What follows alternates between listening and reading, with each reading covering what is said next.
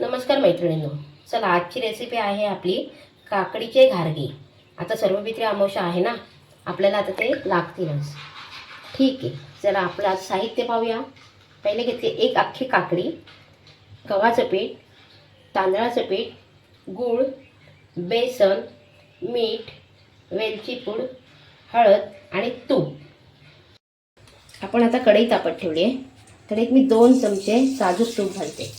तुम्हाला आवडत असेल तर घाला, नाही घातलं तरी चालेल. तूप थोडंसं गरम झालं की आपण त्याच्यामध्ये काकडी घालणार आहे. काकडीला पाणी सुटतं, पाण्यासहित घालायची आपल्याला.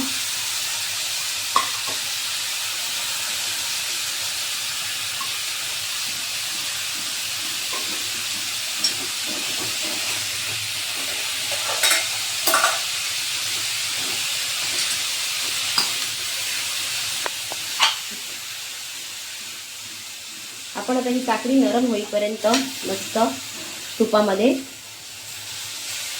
करून घ्यायची, नरम होईपर्यंत.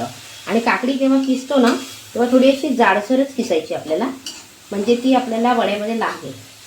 तो घारगा आहे असं वाटलं पाहिजे म्हणून थोडी मी जाडसरच किसली. बघा किसते याच्यामध्ये मला. आता मस्त तुपामध्ये सवतळून घ्यायची आहे पूर्ण. ती थोडी नरम पडेल मग आपण पुढचं जिन्नस घालूया. बघा काकडी अशी मावळली आहे थोडी.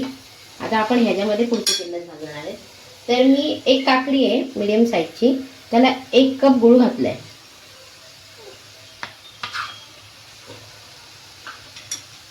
आता गूळ पाणी सुटेपर्यंत पूर्ण आपल्याला कळून घ्यायचं आहे, एकजीव होईपर्यंत. आता आपण गूळ टाकले ह्याच्यामध्ये. 1-2 मिनिट आपण याला वाफ घेणार आहोत. बारीक गॅस करायचा आहे आणि वाफ घ्यायची. आता आपली 2 मिनिटं वाफ आली आहे. आपण आता ते काढूया आणि पुन्हा आपण एकजीव कर. बघा सगळं गुळाने पाणी सोडलंय. काकडी पण थोडी नरम नरम झाली, अशी थोडी नरमच हवी म्हणून जाड किसायची की तिचं पाणी लवकर नको व्हायला. आता हे एकजीव झालेले मिश्रण पूर्ण आपल्याला हलवूनच घ्यायचं आहे. आणि आता जेव्हा आपण पुढे पीठ टाकणार आहोत ते मात्र हे सगळं गार झाल्यानंतर, अगदी गार पण नाही पण कोमट झालं पाहिजे. बघा हे रेडी झालेलं आहे आपलं.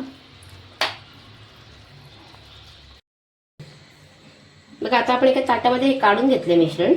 आता हे पूर्ण थंड करायचं. पूर्ण म्हणजे थोडंसं कोमट झालंच पाहिजे. अति गरम ह्याच्यामध्ये टाकलं ते पीठ उकडीसारखं होईल, म्हणून थोडं गार करूनच घ्यायचं आहे. पण ह्याच्यामध्ये वेलची पूड घालणार आहोत. अगदी 1 चमचा घालायची नुसतं, तुम्हाला जशी आवडेल तशी. आणि मीठ घालायचं आहे. मीठ मी आता आपल्या त्या पिठाच्या अंदाजे घालते, तुम्ही तुमच्या अंदाजे घाला. आणि एकजीव करून घ्यायचं सगळं.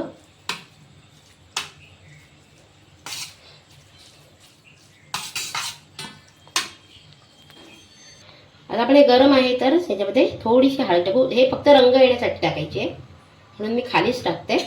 गरममध्ये होऊन जाईल ती, तिचा काही वास वगैरे येणार नाही, मस्त होतील. कारण आपल्याला ते तळायचे सुद्धा असतात ना, म्हणून मी सगळं जिन्नस खालीच मिक्स केलंय.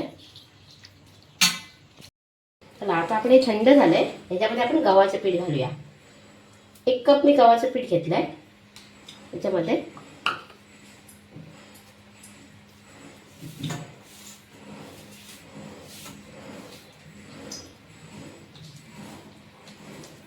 अर्धा पाव कप असं तांदळाचं पीठ टाकूया आपण.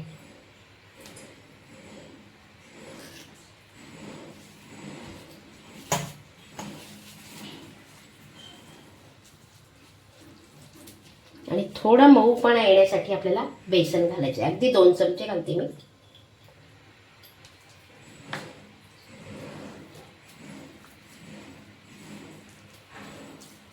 पहा हे जर कप नसतील ना तर तुम्ही वाटीने सुद्धा तुमचं मिश्रण घेऊ शकता.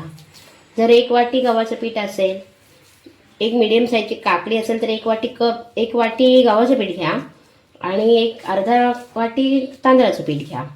2 चमचे बेसन टाका. असंही मिश्रण तुम्हाला करता येईल. बघा सगळं मस्त त्या पाण्यामध्येच होतंय. काकडी आपली पाणी सोडतेच ना, त्याच्यामुळे ते बरोबर जिन्नस सगळं एक होईल. अगदी बरोबर होतंय, काही वेगळं लागणार नाही आहे आपल्याला.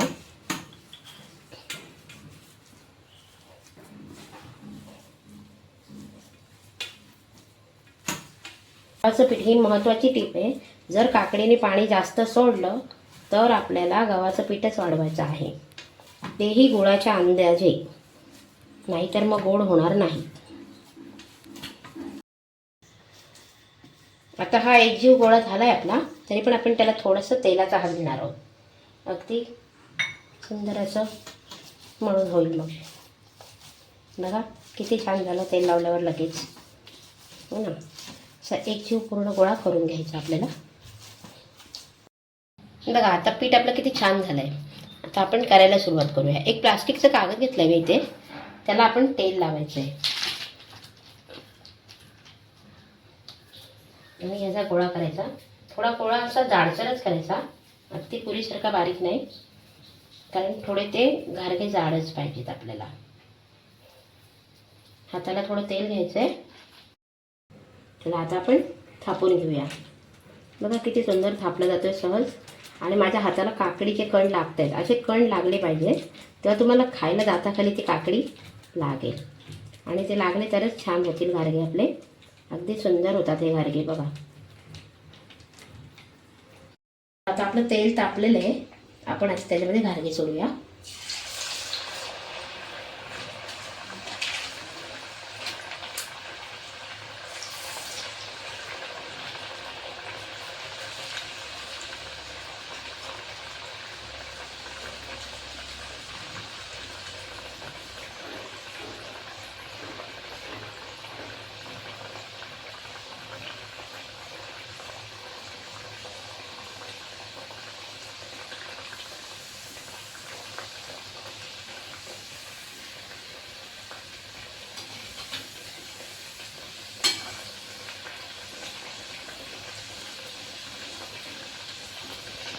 पूर्ण दाबून दाबून घ्यायचे आपल्याला, म्हणजे ते फुटते.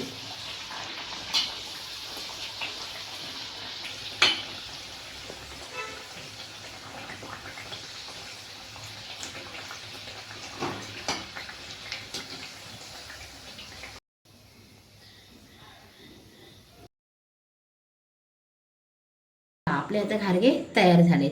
बघा मी तुम्हाला एक फोडून दाखवते, किती छान आणि किती नरम झालेला आहे तो.